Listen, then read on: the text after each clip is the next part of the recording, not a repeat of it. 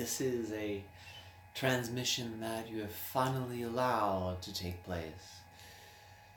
Thank you for enabling our energies to be able to come through you. Our society has been assisting Earth now for quite some time, and we have become very savvy to your culture. We've become very savvy to you as individual beings, and we have been working with your own higher selves to chart and pay attention and strategize with your society as you go through a very powerful transformative process on Earth. For as you are well aware, your planet is going through a variety of different changes. Many of these changes are electromagnetic in nature, and it is leading to weather disturbances, weather fluctuations, and weather pattern alterations that is reflective of the types of shifting and changing and breaking of patterns that's happening collectively for each of you.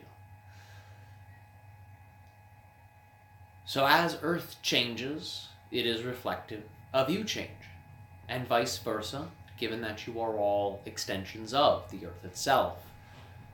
So what happens on your planet is also happening within you, and vice versa. And we are here to help all of you process these changes on your planet within yourselves, so that way you can navigate these changes smoothly. Because should you resist the changes within yourself, then the changes you will experience on Earth will be much more drawn out and a little more chaotic, and which you would call less desirable. So the more you can get a better handle on your own inner dimensions, the easier of a time you will have with planet Earth's changes. Let's begin with a primary lesson for each of you. Earth is a place to learn how to be yourself, and the reason it is a place where you learn how to be yourself is because you forget who you are when you're born. That's the obvious theme of your planet. You forget who you are when you're born so you can learn about yourself. In other realities, it's not the case. In many other societies that are not Earth, you're born and you know exactly what you are, who you are. Many beings come in with a complete awareness of their other incarnations and the deeper levels of their own soul. But when you come into Earth, you have zero awareness of those things. At least some of you have zero awareness of those things. And as a result, this is a place of constant learning. It's like a scavenger hunt where you have to begin to put together clues so you can figure out more about who you are. And when you find out more about who you are, you get to then decide who you want to be. And that's the other part of Earth. It is a free will-based experience on Earth. Other societies don't organize themselves in that way where free will is allowed to be exercised fully. On Earth, it is, in the sense that you don't have programming preventing you from breaking a rule or going against a taboo. You have the ability to choose whatever option is laid out in front of you. In other realities, that's not the case. There's actual programming that goes into the genetics of different species where that option might be observed, but they actually don't have the capacity to then choose it because it goes against the type of programming they have been given. So Earth is extremely different in that sense, where you have the ability to act on these choices if you so choose. And that's part of the unique nature of this society and the human societies. Those are the two main lessons. You're here to learn more about who you are so you can find out who you want to be, and to exercise your free will in the process.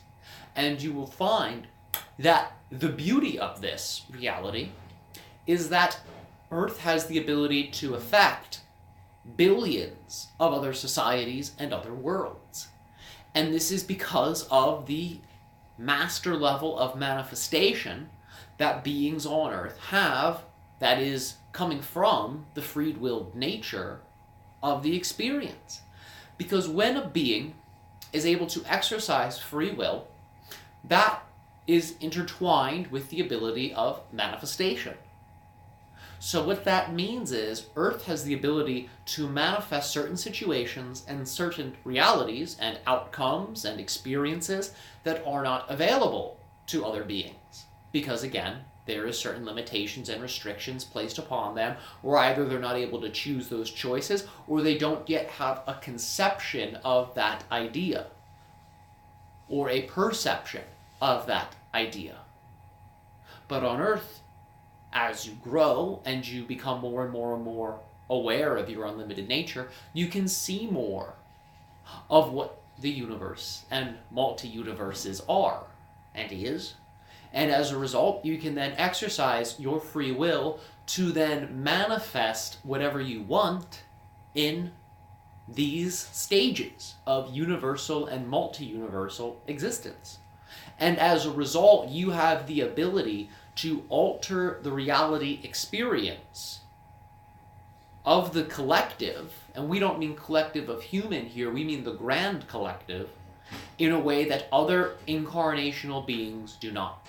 So you have the ability here to actually affect change, not just in the Earth society, but you also have the ability to impact change in a variety of other extraterrestrial societies, just based off of how you perceive them and which you co-create then with them. And when you co-create these beings and your experience of them in certain ways, you can actually help them to become more expanded beings where they are learning more about who they are, and they can begin to override some of their programming, or they can become aware then of certain ideas that they might not have been aware of previously without your existence and interaction with them. This is just a little bit of why Earth is so important. Earth is also important because it is a location that is able to create a variety of different life forms that can be shared with many other worlds. And this has been done throughout the creation and existence of the planet. One of the benefits of this is that new life forms can be created on Earth that are needed to assist other planets and other societies as a whole. And part of the benefit of this is that Earth is able to provide a level of ecological balance to other planets and other species based upon this creation aspect of the planet. This can be done through a variety of different means. They do not actually have to be genetic alterations that enable new species to come through from laboratory experiments, but rather through different intentional co-creational exercises amongst human populations here on the Earth. These different types of beings and resources can actually begin to spontaneously appear on your world, because your world again changes depending upon the vibrational changes you make within yourself. So there are possible species that have the ability to manifest on Earth that have not yet done this. And this can occur in the plant kingdom, the fungi kingdom, the bacterial kingdoms.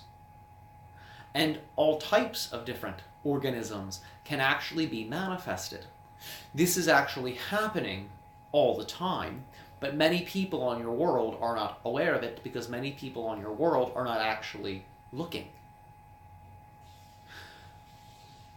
Much of this happens in what you would understand as your inner Earth societies that exist as a invisible counterpart to the surface societies that all of you inhabit.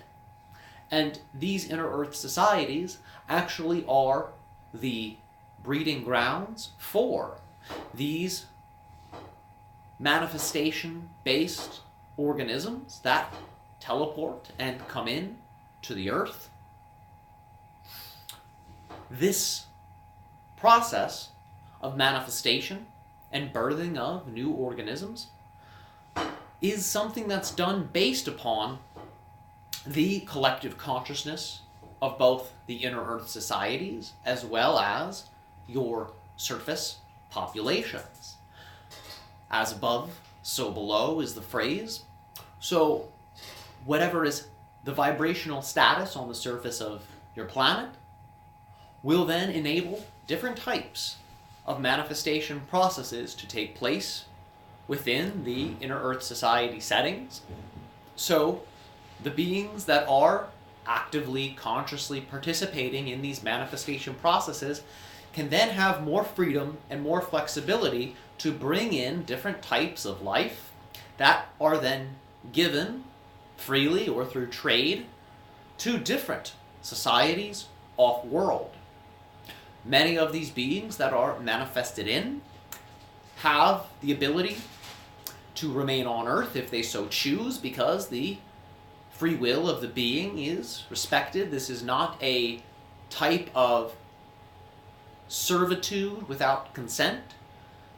The organisms that brought in are specially contracted to go where they need to go, and sometimes that is on Earth to assist in the balance of the vibration and the energies of the planet, and sometimes that is then given to different parts of the Earth, and sometimes those beings are sent off-world, depending, of course, upon the unique relationship the manifested organism has with those beings that bring it in and wherever it is contracted to go. The inner Earth societies are master-level beings, much like you on your surface are master-level beings. You would find that they are what you would call your ancients. These are where some of the oldest beings that no longer exist on the surface now reside. Beings that have gone extinct reside in these realities. And many of you have simultaneous existences in the inner Earth societies.